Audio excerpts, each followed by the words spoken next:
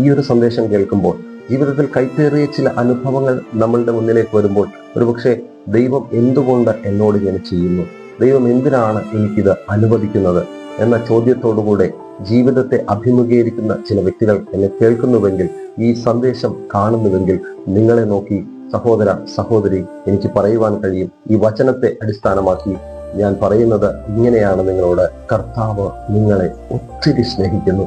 താൻ കൈക്കൊള്ളുന്ന ഏത് മകനെയുമാണ് അവൻ തല്ലുന്നത്.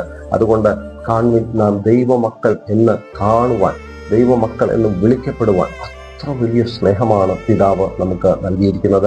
അതുകൊണ്ട് ഈ സന്ദേശം കേട്ട് കഴിയുമ്പോൾ എൻ്റെ കർത്താവ് എന്നെ സ്നേഹിക്കുന്നത് കൊണ്ട്, എൻ്റെ കർത്താവ് എന്നെ മകനായും മകളായും അംഗീകരിച്ചിരിക്കുന്നത് കൊണ്ടാണ് എനിക്ക് ഏത് പ്രശ്നങ്ങളിലും നടുവിൽ നിന്നുകൊണ്ട് കർത്താവിനെ സ്നേഹിക്കുവാൻ സാധിക്കുന്ന ഒരു മനസാക്ഷിക്കായിട്ട്, ഒരു നല്ല മനസ്സിനായിട്ട്, നല്ല ഹൃദയത്തിനായിട്ട് കർത്താവിനോട് നമുക്ക് ഒരുമിച്ച് പ്രാർത്ഥിക്കാം.